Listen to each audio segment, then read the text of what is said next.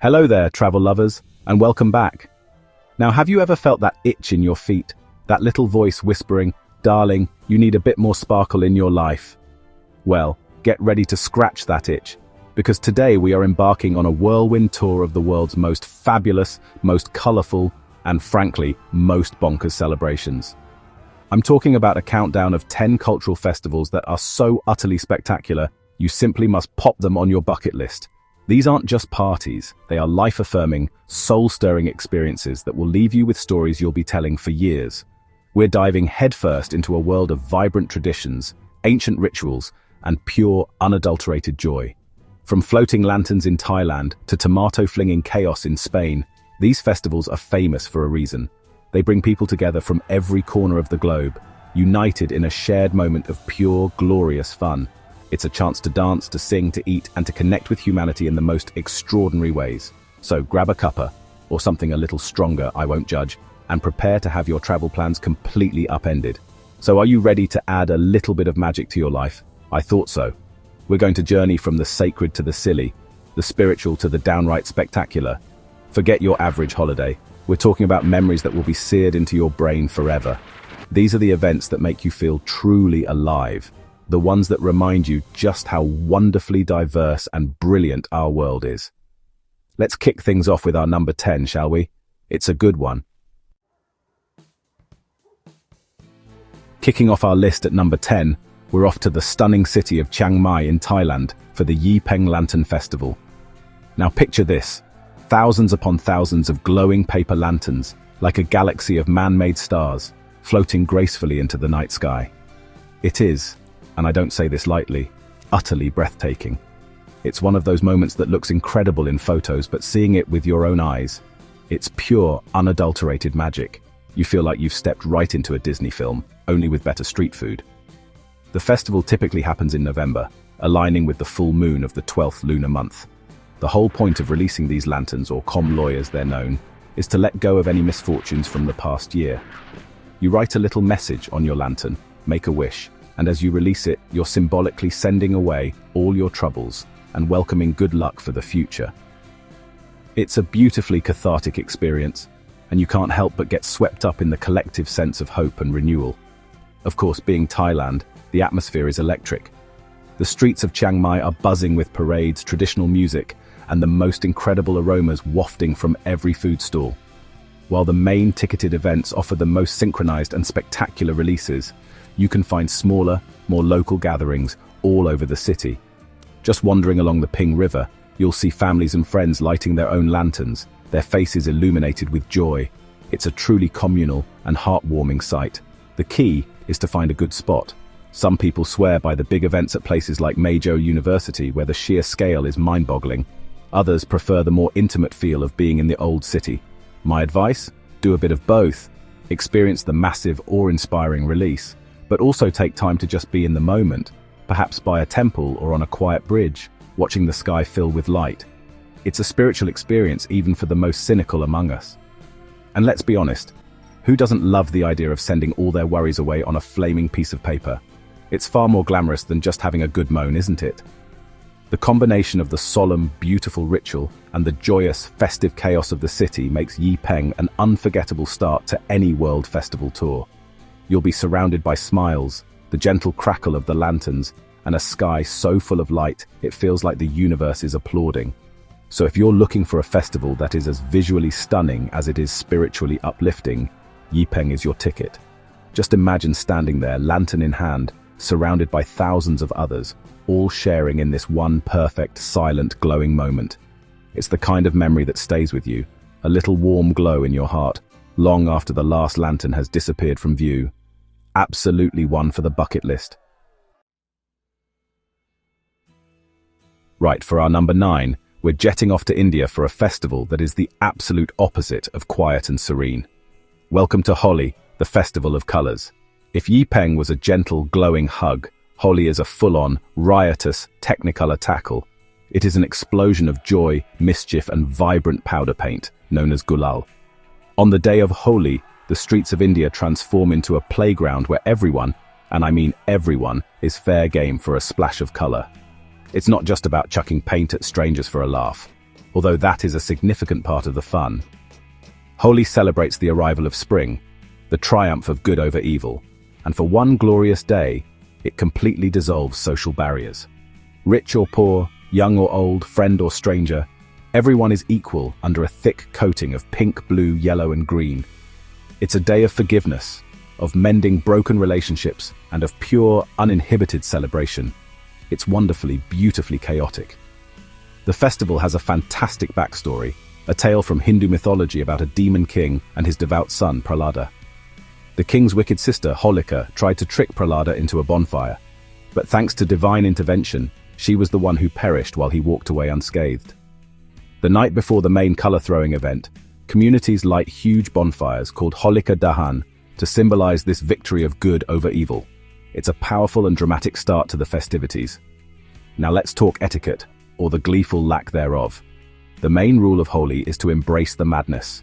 Wear old clothes you don't mind ruining, because they will be ruined.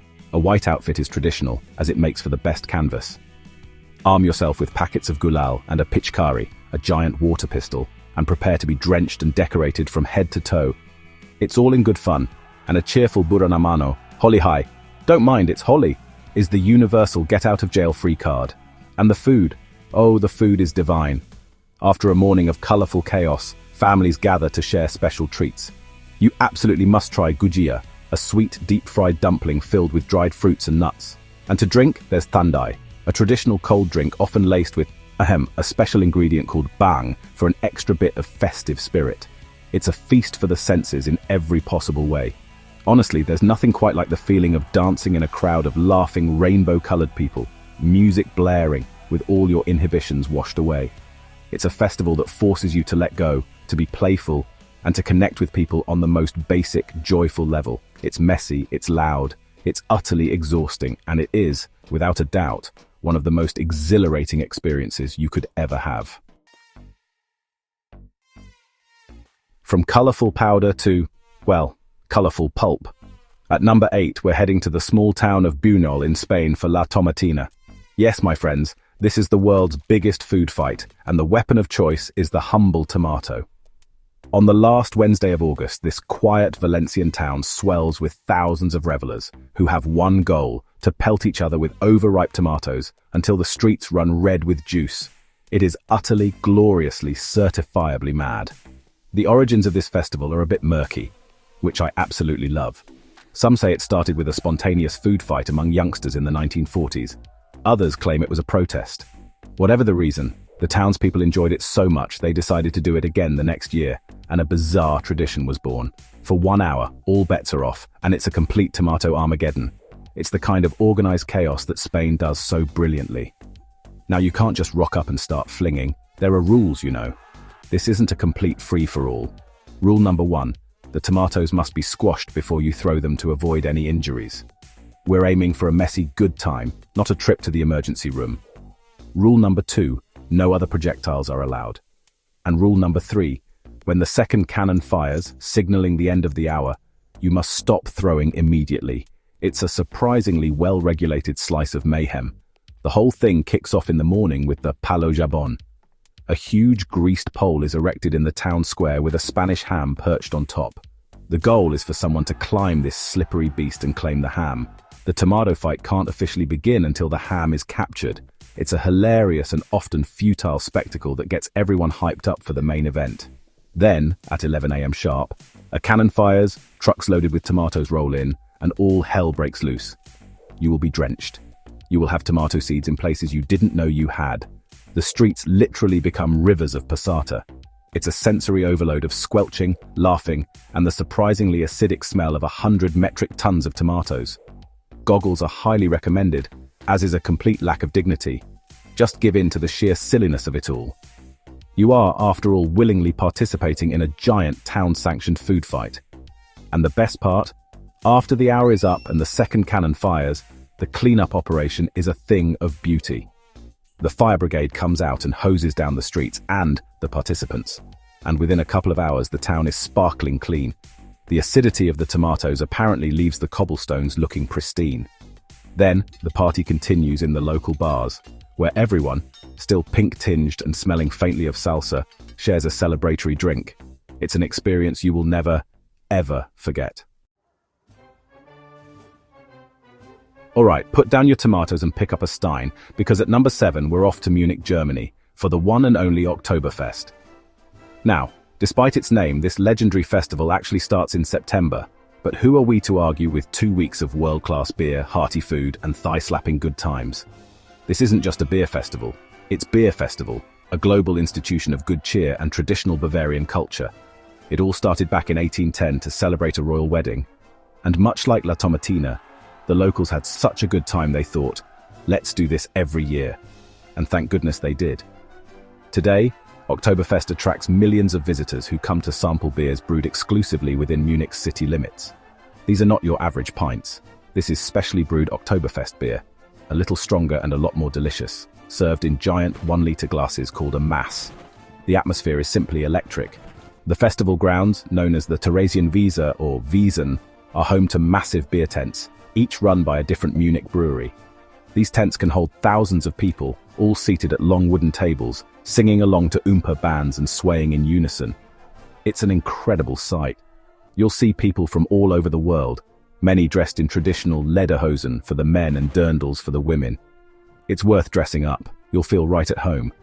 But it's not all about the beer, well, mostly but not. The food is a huge part of the experience. We're talking giant pretzels bigger than your head, succulent roast chicken, Händel, hearty pork knuckle, Schweinshaxe, and all manner of delicious sausages. It's the perfect food to soak up all that wonderful beer. And outside the tents, there's a huge fun fair with roller coasters, Ferris wheels, and traditional carnival games.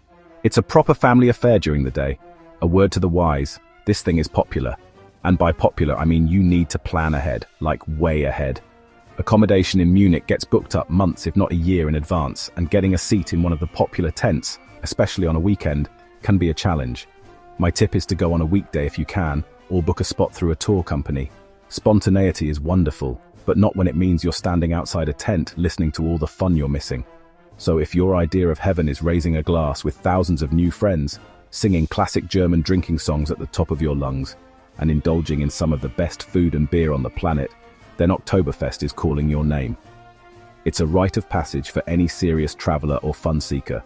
Just remember to pace yourself with those liter steins. They're bigger than they look. Prost.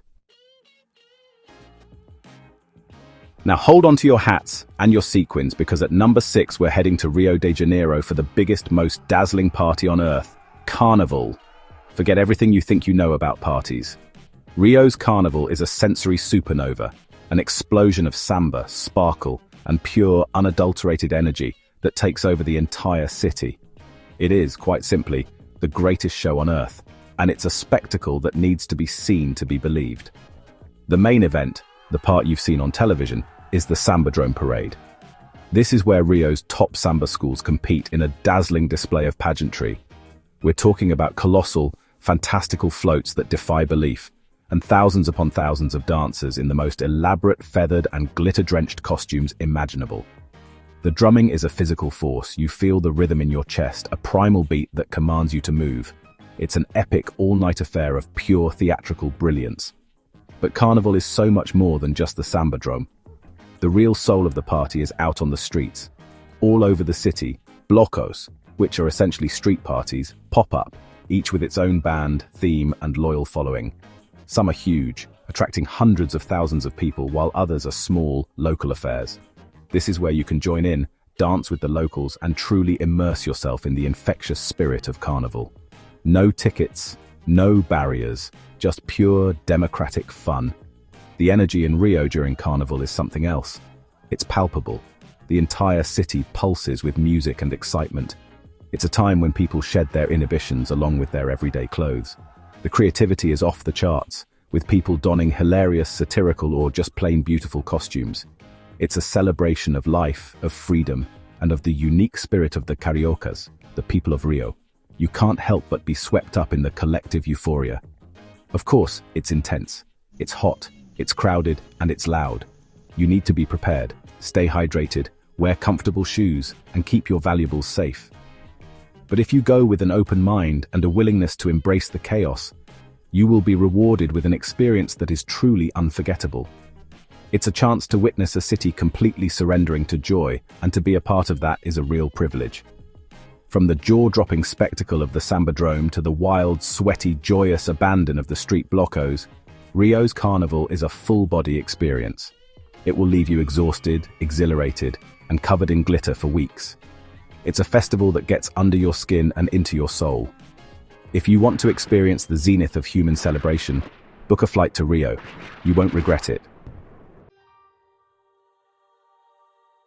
We're heading back to the beautiful city of Chiang Mai in Thailand for our number 5, but this time, we're trading gentle lanterns for something a little wetter.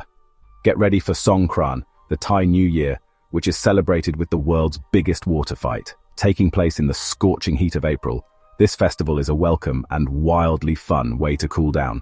For 3 days, the entire country turns into a splash zone. Songkran is rooted in tradition. The act of throwing water was originally a gentle gesture of respect, where scented water was poured over the hands of elders to wash away bad luck from the previous year and offer blessings for the new one. You'll still see these beautiful traditional ceremonies taking place at temples, where people pour water over Buddha statues for purification and good fortune. It's a lovely spiritual side to the festival. But on the streets, that gentle pouring has evolved into an all-out aquatic war. We're talking super soakers, buckets, hoses. Anything that can hold water is fair game. And it's not just water. People often mix in chalky powder to create a colourful paste that they'll gleefully smear on your face for good luck. No one is safe.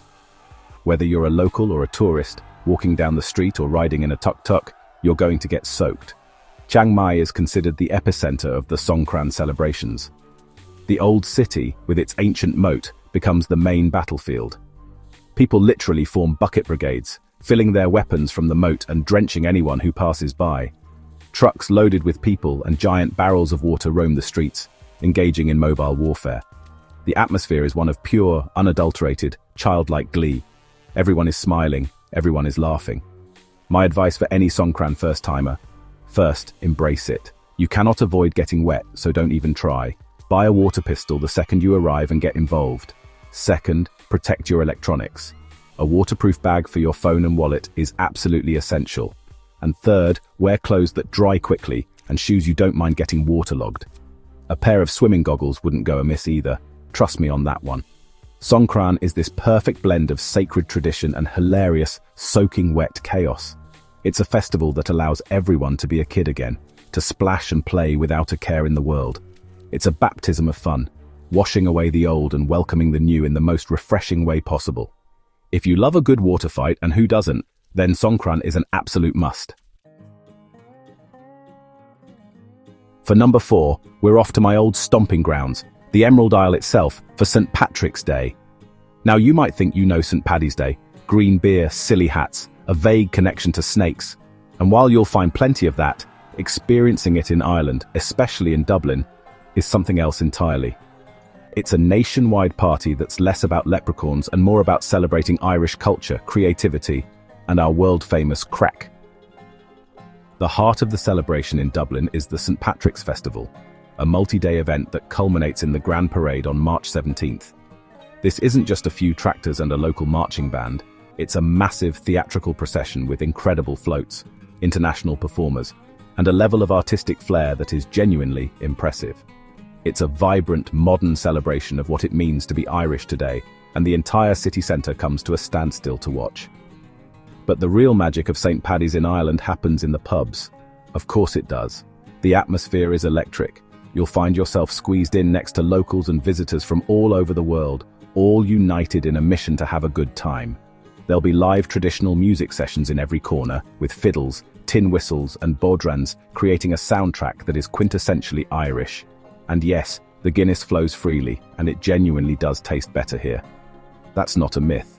What's so wonderful about St. Patrick's Day is its global reach. It's a day when everyone wants to be Irish. From Chicago dyeing its river green to the Sydney Opera House being lit up in emerald hues, the world joins in the fun. But to be at the source, to hear the authentic accents, to feel the history in the cobblestones, and to share a pint in a pub that's been there for centuries, that's the real deal. It's not just Dublin either. Smaller towns and villages all over Ireland have their own unique parades and celebrations. often with a charming local flavor. It's a day of immense national pride, but it's a very welcoming pride. We're delighted that everyone wants to join our party. Just wear something green. It's the one rule you don't want to break, unless you fancy getting pinched. So, if you want to experience a festival that's steeped in history but celebrated with modern, joyous energy, come to Ireland for St. Patrick's Day. It's a chance to experience Irish hospitality at its finest. You'll sing, you'll dance, you'll make friends for life in a crowded pub, and you'll leave with a full heart and a slight headache. What more could you ask for? Slaint. Nearing the top now. At number 3, we're diving into one of the most important and vibrant celebrations on the planet, Chinese New Year, also known as the Spring Festival. This isn't just a one-night party, it's a 2-week-long festival filled with family, food, and ancient traditions.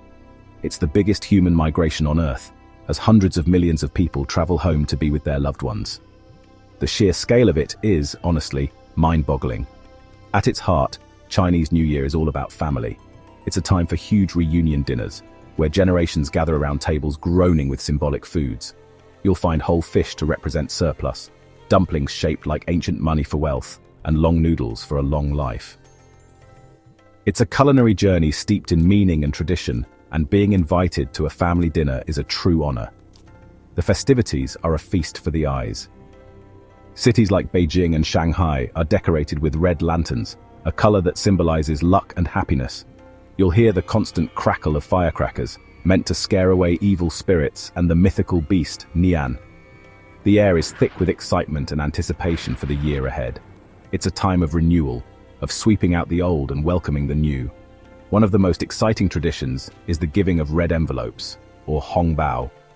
These are filled with money and are typically given by married couples and elders to children and unmarried relatives. It's a gesture of good luck and blessings for the new year. And let's be honest, who doesn't love receiving a little red packet of cash? It's a brilliant tradition.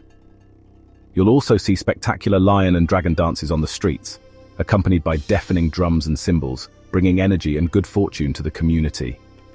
While it is very much a family-focused holiday, as a visitor, you can still immerse yourself in the public celebrations. Temple fairs are a fantastic place to experience the festive atmosphere. They are bustling with traditional performances, local snacks, and craft stalls. It's a wonderful way to see ancient customs come to life in a vibrant, modern setting. You can witness people praying for good fortune, lighting incense, and taking part in age-old rituals. Chinese New Year is a profound and beautiful festival. It's a powerful reminder of the importance of family, heritage, and hope for the future. To be in China during this time is to witness a culture at its most traditional and its most joyous. It's a deep, meaningful, and utterly spectacular celebration that offers a fascinating glimpse into the heart of Chinese culture.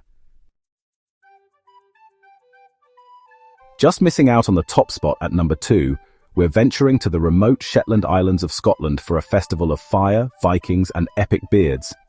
This is Helly Aa, and it is, without a doubt, one of the most unique and dramatic fire festivals in the world. Taking place in the dead of winter, on the last Tuesday in January, it's a fiery spectacle that defiantly banishes the long dark nights. This festival is a celebration of Shetland's rich Norse heritage. For one day, the town of Lerwick is transported back in time. The central figure is the Geyser Jarl, a sort of lead Viking for the year, and his Jarl squad. These men spend the entire year crafting incredible, authentic Viking armor, shields, and weapons.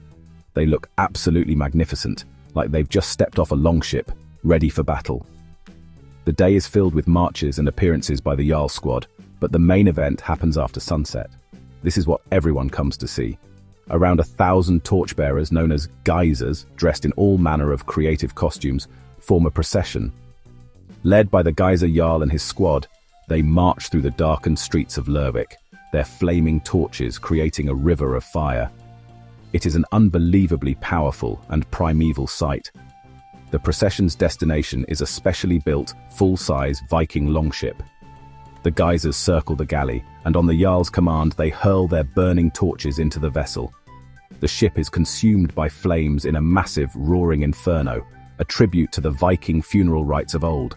Standing in the cold Shetland night, feeling the heat of the fire on your face, watching this beautiful creation burn against the dark sky, it's a moment that will give you goosebumps.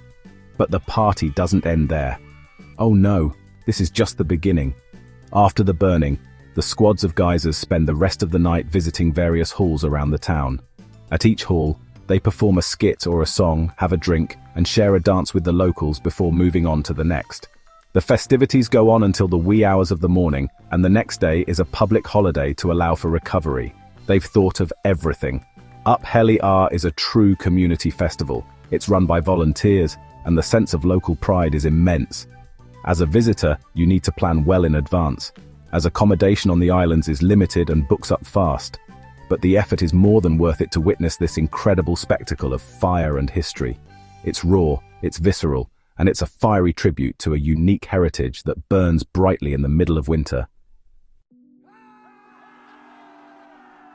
And here we are, at number 1. Now, you might be surprised. You might be thinking, Halloween, isn't that an American thing with candy corn and trick-or-treating? Well, hold your horses, because we're going back to the source. The number 1 must-see cultural festival is Halloween in its birthplace, Ireland. This is where it all began, with the ancient Celtic festival of Samhain, and experiencing it here is to connect with something ancient, spooky, and utterly magical. Over 2,000 years ago, the Celts believed that on the night of October 31st, the veil between the world of the living and the world of the dead was at its thinnest. Ghosts and spirits could walk the earth. To ward off the evil ones, people would light massive bonfires and wear costumes to disguise themselves. Sound familiar? This is the authentic atmospheric root of the holiday we know today, and in Ireland, that ancient spirit is still very much alive. While America may have perfected the commercial side of Halloween, Ireland retains its soul. The celebrations here are steeped in folklore and a genuine love for the eerie. The city of Derry, in particular, hosts what is widely considered one of the best Halloween festivals in the world. For several days, the city's 17th century walls come alive with a carnival of ghosts, ghouls, and all things macabre. It culminates in a massive parade and a spectacular fireworks display that lights up the River Foyle. But it's not just big city parades. All across the country, you'll find ancient traditions being kept alive. There's the carving of turnips, or pumpkins as the modern tradition goes, to create jack-o'-lanterns to scare away spirits. There are games like apple bobbing and snap apple. And there are traditional foods like barmbrack, a fruit loaf with hidden charms baked inside that are said to predict your future. It's a festival that's woven into the very fabric of Irish culture. The atmosphere is key. When you're in Ireland on Halloween, with the mist rolling in over ancient landscapes and Celtic ruins, you can almost believe the old stories. There's a genuine sense of mystery and mischief in the air. People of all ages get into the spirit, with incredible creative costumes and a shared love for a good scare. It's less about manufactured horror and more about embracing the darkness with a wink and a bit of fun. So, for its deep historical roots, its genuinely spooky atmosphere, and its wholehearted celebration of all things ghostly and ghoulish, Halloween in Ireland takes our top spot. It's a chance to experience a global phenomenon in its most authentic and spirited form. It's a reminder that before the candy and the costumes, there was a bonfire in the dark, a story told, and a connection to a world just beyond our own.